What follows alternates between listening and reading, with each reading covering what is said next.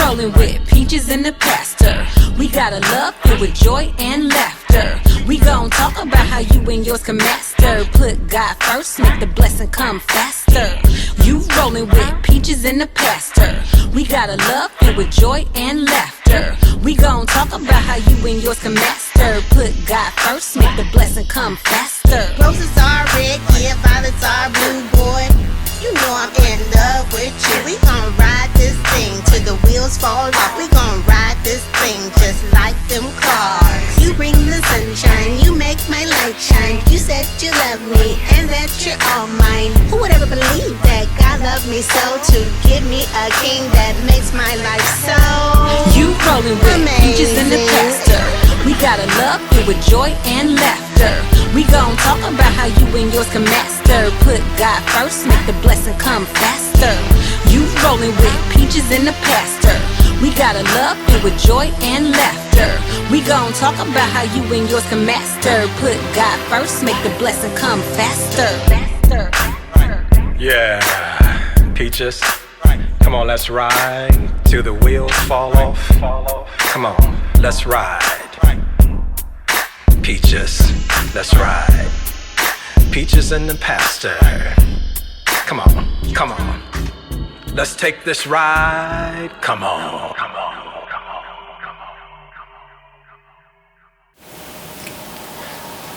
Greetings, TrinityStrong Kingdom Broadcast, and welcome to another segment of Peaches and the Pastor. And wow, guys, this is Friday night, another Friday night, which means date night, and we're here just chilling again. All right. Yeah. And this is a good way to start out your date night. Yeah. We promised that we would be going over the vows that we created, so Right. I want you all to find your vows. Yeah, so we're going to continue to talk about that and enjoy this time, guys. And we can smell spring in the air, and time for us to do some renewing of your commitment to one another.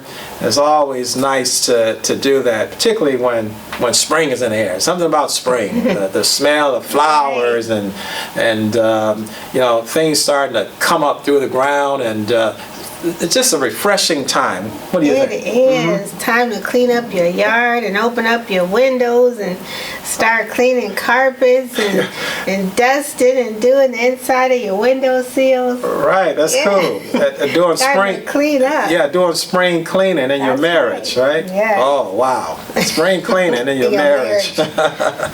So yeah, so we've been talking about vows and for the past couple of sessions, and Peaches, you're going to lead this discussion today, and is that all right, guys? And also, listen, fellas and gals and girls and husband and wives, hit the share button. Share this, and I know that there are some married couples out there that could really use this content that we're dishing out. So make sure you share the content. Make sure you share Peaches and the Pastor, because we are really. This is really a true ministry, and we want to reach as many as we can reach. All right? I'm glad you said that. Remind us that it is a ministry, and we need it. I'm getting a lot of feedback from all these married couples that are they are enjoying the content, and it's helping them. So yeah, for sure. Make sure you share. Yeah, and it's our perspective. Things that works for us may work for you. All right, and so in segments that you have not picked up, you can go back and through our Trinity Outreach Ministries page and capture some of those segments that you missed in the past. Okay, but it's for you. Right. Yeah, and that's a good point. These are things that helped us, and maybe it'll just spark. Even if it doesn't work for you the way we do things, it will at least spark the conversation, and that's so important. Get you talking, get you communicating, get you back on the same page. That's what it's all about. You're right, Peaches. So, Peaches, you're going to lead in this discussion today because you're kind of like the Peaches and the Pastor today's producer. All right. Oh, okay. All right. So we're gonna follow your lead today. So what do you have here? What are we gonna do?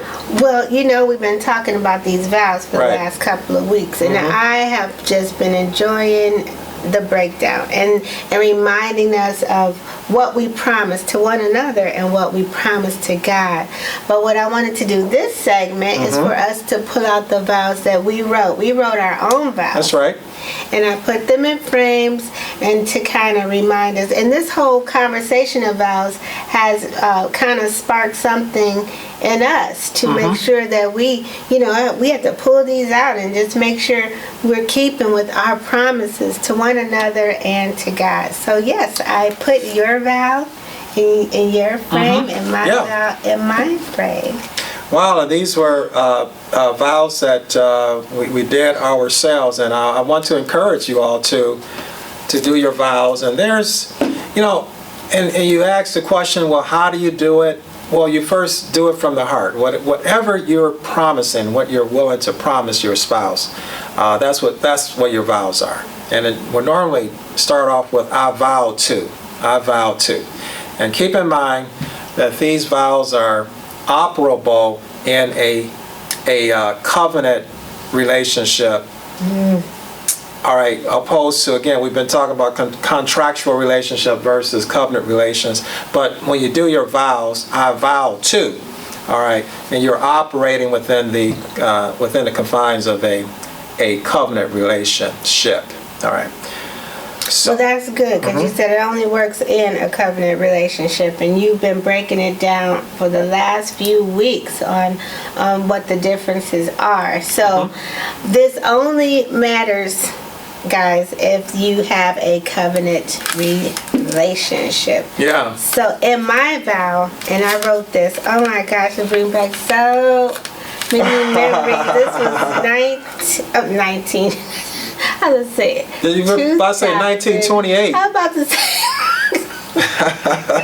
We're so This was in 2015, but I wrote 2015. this on the eve of. So that was on New Year's Eve. You wrote it on New Year's I Eve? remember. Oh. Or I believe so. Yeah, we got married on New Year's Day, and I wrote. And you wrote that on New Year's Eve? I wrote it for the last. This is, not drafts or my thoughts. This is me writing it. Oh, you wrote it on this paper on New Year's Eve. Yeah. But you had it. Oh yeah, I knew babe, we're trying to start some mess, see? So I wrote to Andrew, one lifetime with you could never be enough. That's game, girls. I don't see these vows as promises, but privileges. I don't see these vows as promises, but privileges. Yeah. And I know that none of these vows could be upheld without God. There's the covenant. Yeah. So I will love and fear him first, striving daily to be the virtuous woman he has called me to be. I vow to respect you, promising to be faithful, trustworthy, a helpmate, and your biggest fan. Yay! I vow to love people you serve, using wisdom and treating them with care. Wow, that was the biggest one for me. Explain. Because I knew I loved you and I wanted to be with you for my life, but since you were a pastor, I knew that I couldn't just be selfish. I would have to love all the people around you and all the people that you serve. Yeah. That was a big one. Even Yeah, that must have taken some good thought and meditation, to put that line in, because that is very important. I appreciate you for that. Yeah. That's good stuff there. Thank Real you for good. saying that, because you know what, I'll just be transparent. When we were dating, I knew I was in love with you, but I wasn't quite sure how, you know, when you marry or when you're with someone in the ministry, you can't be so selfish. You know, you have to be able to share the man or woman of God with others, because they're called to do a work. And so that was a big one. I wasn't sure, like, I didn't, you know, when we were courting, you know, I didn't come around till we really knew this was it, because I didn't even want to go to church until I knew that was the last little test there was going to be. Can I do this? Will this, you know, work for our lives together, my life? Can I be unselfish like that? Will this be? That's some real talk. That's real talk, and so you took time, again, in meditation and in prayer to cement your thoughts and your desires. You just didn't want to. You're not just going into things without having processed it and prayed over it, and you're watchful. Guys, just can't just head into something without doing the work and checking it out. You see, and putting and expressing your vows from your heart. And as you stated, this came with a process. You didn't just say it.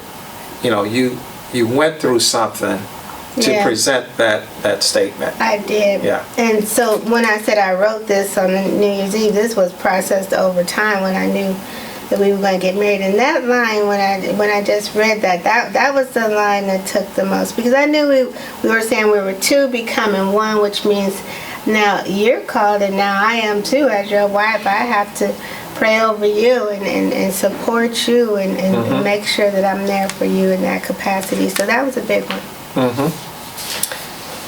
So I'll keep going. I'm about to take good care of you, inspire you, encourage you, support you, believe in you, console you when needed all the days of our lives. And those words are not just catchy words, and see, and I really appreciate you, Peaches, because all of these different things are being expressed real. These are not just catchy words that sound good that you might hear a poet say, you know, or you weren't putting these down to make something sound good. Right. These are words that you are imparting in me, okay, as your covenant agreement with me. All right. So these are just not just regular kind of words, and I want to encourage you all to. It's not the catchy words that get you going, because all of this have to be done from the heart. Yeah. The heart don't lie. The heart is so genuine. So speak from the heart, whatever it might be. Speak from the heart. Speak it from the heart, and that's good. Take Go ahead. care of you, inspire you, encourage you, support you, believe in you, console you all the days of our lives. I vow to serve you, to be your lover, your comforter, and best friend. Thank you, baby. And you've been doing all of that. You've been serving me, been just an excellent lover. Woo! Baby. Oh my God. Okay, comforter and best friend. Oh Lord, just been so. I vow to build. Oh, sorry. What? You got some more in there? I vow to build with you. Build. Yes. That was a big one. I vow to build with you.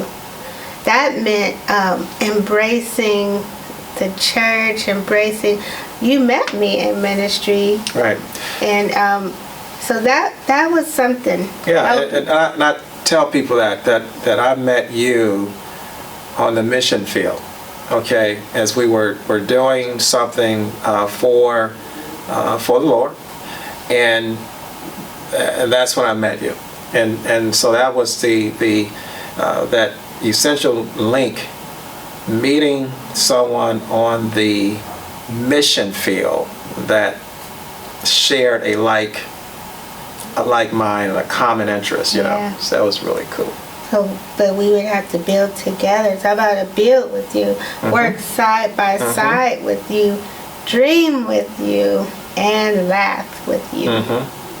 About to love all of our children and create a home that is inviting to each and every one of them. That was one of the most easiest I thought would be, because I'm just like that. About to be obedient to God's purpose for me in your life. That was a big one too. About to be obedient to God's purpose for me in your life. Yeah. And so why don't we stop there, and let's come back on that statement relevant to obedience, because I know that sometimes, you know, that just throws people off. So why don't we take a break, Peaches? Let's come back and let's finish this discussion, okay? God bless you.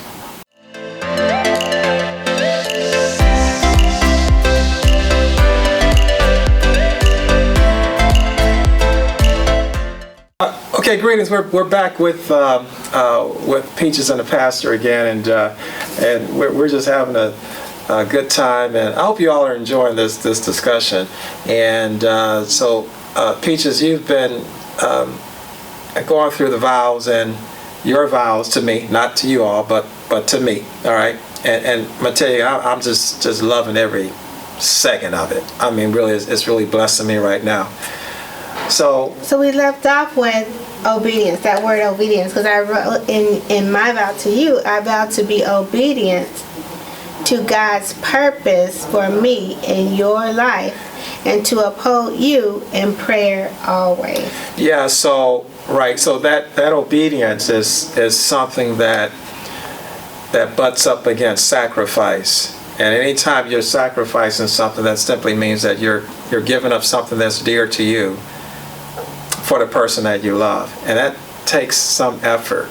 And because people don't really like that term, obedience. No. But there's a, go ahead. But you need it, and I know when because I wrote this with the mindset of when I said I'm about to be obedient to God's purpose for me in your life, because I knew that at that point my life was not going to just be solely my life. It was going to be my life sharing you in my life, and I wanted to make sure that why did God choose me for you, and whatever that reason was, I wanted to make sure that I was obedient to Him enough to follow it through and to do it, so that we would fulfill all the promises that He has for us in our union.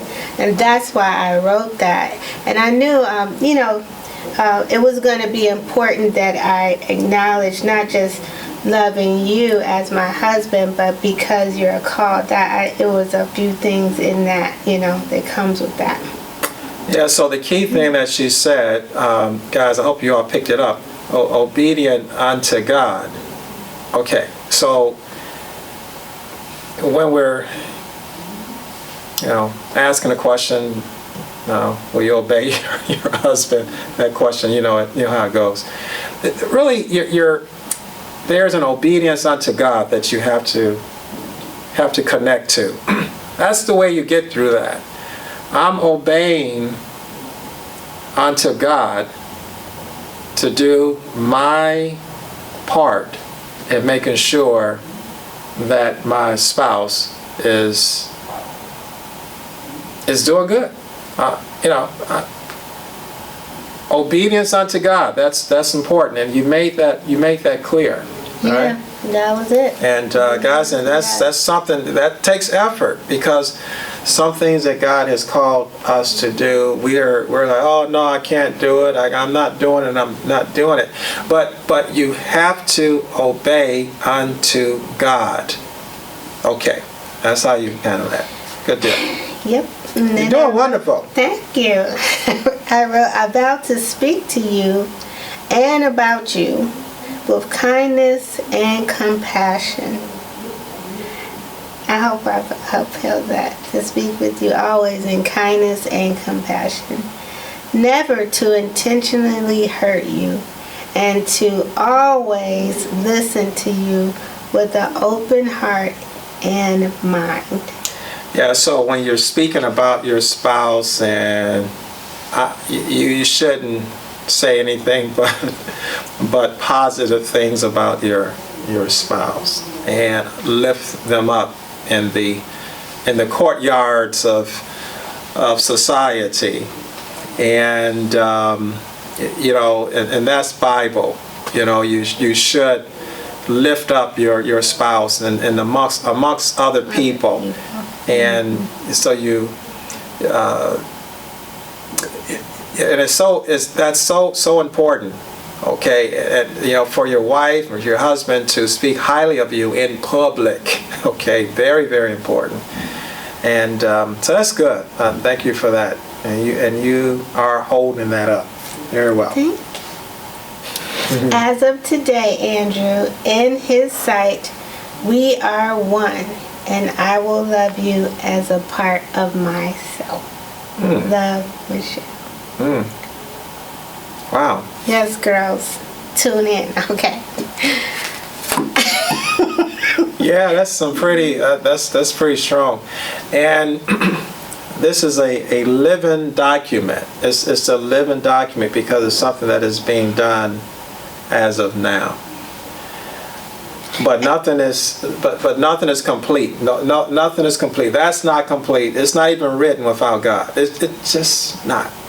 And you know what? I'm wondering if this exercise was done at every milestone. Maybe you're 5, you're 10, you're 15, because I'm sure they will change some. I mean, the general structure, is there out of love and all those things. But I'm wondering how that looks if I had written this, if I did another vow 5 years later, how would that look? And 10 years later? Well, I think that's excellent. I think this is a great thing to do. I think it's something too in marriages to redo your vows, to hopefully you're modifying the vows to do something to make them better and stronger. Yeah. And address different needs as they have come up over the years. Right. So it's something it can only make us stronger as a couple. I don't know if we'll get a chance to go through. We'll do probably mine in the next segment. We can go through that. But I think, but in terms of what you just said, and you're doing a fine job producing this segment, that as you go through your marriage, things evolve, things change, and but you take your vows and make sure that you're on the right track, even when things evolve and things change. And then you begin to say, hey, we need to add this to our vows. Okay, we're not taking nothing off, but we're going to add to what we've been living through. We're going to add to it. Yeah.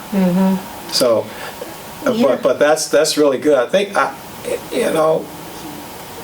I think you really hit something where we have to look in terms of doing something like this, every so often, come back and set a plan and do a vow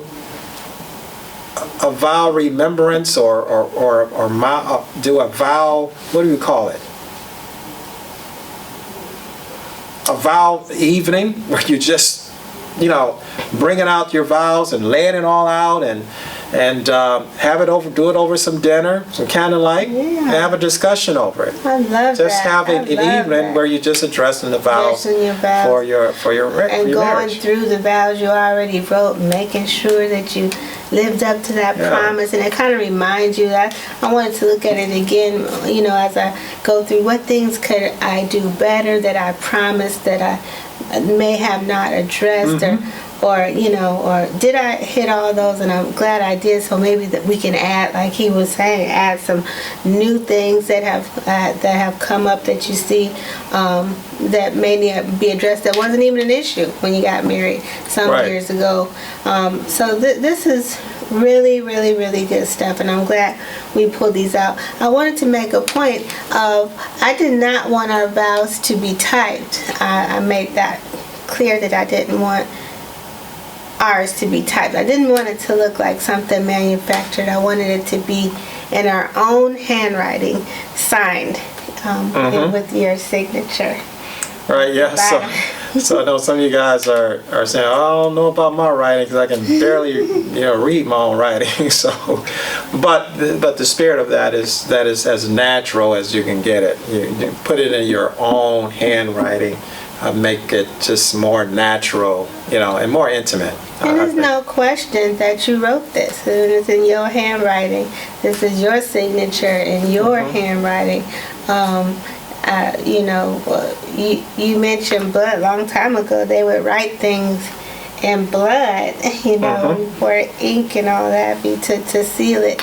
But that just, to me, just writing it in your own handwriting and signing it with your signature just really seals it, makes it more personal, and it's very genuine. I believe that way. Well, that's really cool. That's really cool. And but let's go back to what you just said, and we talked about just revisiting this so often, and perhaps we'll work something out between you and I, and something that we could do together as you all are part of the Peaches and Pastor segment. We'll come up with some dates that we'll designate as Vow Friday. Okay, we'll call it Vow Friday, where that evening we're going to do some special things around vows. I think it's always just important to just bring it up more and more. Yeah, that's right. All right. This is the foundation of our promise to one another. This is what we promised to do. This is what we said unto God. Remember, so help us God, unto God. So we need to be reminded of what we promised to God. That's it. And to one another. That's perfect. So I'll tell you what.